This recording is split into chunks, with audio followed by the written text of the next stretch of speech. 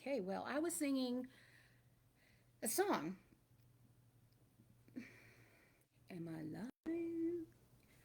Yay! Because I was always singing Mercy Came Running, and I thought it was going to be on there, and then, I can't sing like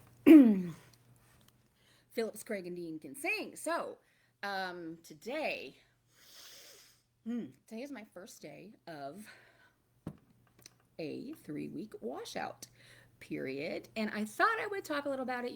I write a lot about my mental illness, and mental health and depression and blah, blah, blah. But, anyways, but I don't really get into the details about where it came from a whole lot, at least not in this forum.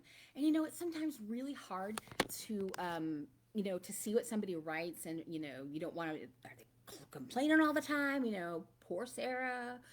And I hate that because I'm absolutely not a victim, and it's not my personality. And most people who know me know, especially in the past 15, 20 years, know that I am a clown. Like, everything is funny. Um, Not always good, but I love being a mom. I am so thrilled to have my little boy in my life, and um, just God has done so much for me. I don't know if my mama prayed for it or what, but I have the joy of the Lord in me, and it is a gift that I have had since I was a kid. And so when I'm depressed, usually people know it pretty big time because I am not the same. And so if you go through this kind of stuff, I'm sure you get it. I have had, oh, okay, well, let's just talk about the diagnosis first, okay? No, actually, before that, let's go ahead and talk about that song, Mercy Came Running. If you don't know it, it's an old song from the album Trust from like 95 by Phillips, Craig, and Dean, or maybe 96. Amazing song. And the chorus says, Mercy came running like a prisoner set free, past all my failures to the point of my need, when the sin that I carried was all I could see. When I could not reach mercy, mercy came running to me. Oh, good song, right? And the lyrics amazing, and it all talks about Jesus on the cross and how the veil was torn and how mercy, got itself out of the Holy of Holies and just totally, came to us. And, a lot of people think that sin is the only thing in our lives that we need mercy for, right? And especially if you're one of those really good fundamentalist Christians, like the Assemblies of God, which I grew up in, or Church of God, or, Pentecost, one is Pentecostals. Like, look, love them. But there are definitely different stripes. And when we look at our belief in God, and when we look at why we're in church and why we're a part of a church community, right? It's to be more like God, to glorify God first, to be more like God second, to get support, right? And it's not just because we're sinful that we need support. We're human beings. We're sinful. I was born genetically predisposed to mental illness. And it's not mental illness. It's mental illness. Like, that's not a joke. Um, my parents both had it, and family on both sides, we had suicides, and it's just life, right? And I don't have other things. I don't have many cancers in my family. I don't have a whole lot of other stuff, but I do have mental illness.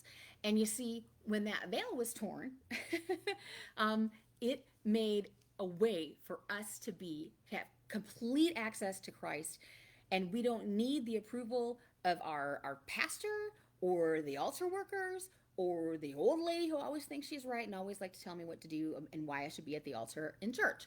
So none of that matters. What matters is the cross of Christ and how he died to save us from our sin and also for our healing in many, many ways, right? So for me, I got a lot of mental illnesses. And some of it is because I was born with a disorder called polycystic ovary system, or ovary syndrome, which really, long story short, just means you have really bad hormone regulation and all kinds of hormones, including insulin. So you're insulin sensitive, insulin resistant, and the hormones in your brain, serotonin, dopamine, norepinephrine, all those things, they don't work right either. So predisposed to depression. I've had it since I was a kid. Um, and so that's part of it. Another part of it is the way I was raised. I grew up in a very, very invalidating and devaluing home. And I put a lot on my mom because of that, but she deserves it. But she struggled too. And I see now how much she struggled and went through. But unfortunately, she wasn't in a place where she could turn what happened to her into goodness for her children. And I am so thankful by the grace of God that He has allowed me to turn my yuck into, not being like that to my kiddo. But that said, this washout period means I'm coming off of all of my drugs. In the past year, I have tried 9 different medical, like chemical treatments. Before that, I had several others. I've had ketamine IVs, I've had all kinds of stuff. I have major depressive disorder, a severe kind. I have panic disorder.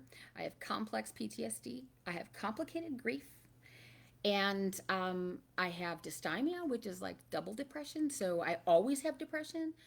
But major depressive disorder is when something happens or doesn't happen, and all of a sudden you just cannot function. It can last a long time. I mean, years. I'm in one right now, and this is like the 18th month of it. Yeah. So it totally robs you of everything. And I also have borderline personality disorder, which is a whole lot of fun. These are all diagnosed things, so I'm not just, tick-tocking it and thinking, oh, I'm borderline. No. It's a fun thing to talk about nowadays, and a lot of people do talk about it and think that they self-diagnose as borderline. But here, let me tell you something. It's an ugly thing, and you don't want to be borderline. You don't. I am blessed in that I was recently diagnosed with it, and that I'm in a great DBT skills plan that's dialectical behavioral skills treatment class that I do every week, and I'm learning more about how to regulate my emotions, because that's what borderline really is. It also comes along with a really major hypersensitivity to abandonment and rejection. And so that's a whole lot of fun. Each of my 4 episodes of major depression, like long-term ones, have been triggered by some type of rejection or abandonment. So I have to be very, very, very cautious with who I surround myself with and who I trust. That is all to say that I am coming off of all of my drugs so that I can go on to a new one. And I don't really, know all the details of it. My psych NP, he's great. He's also my therapist, Christian guy, love him to death. But we don't really know what else to do. So it's either ECT or something else. But right now we're trying what's called an MAOI.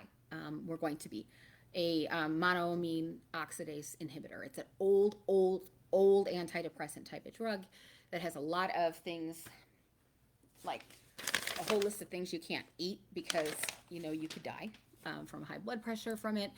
Side effects, other things like that.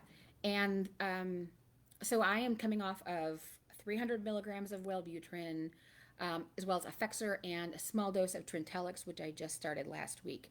I came off of Effexor 250 down to 225 down to 150, and then last week from 150 to 37.5, which not fun.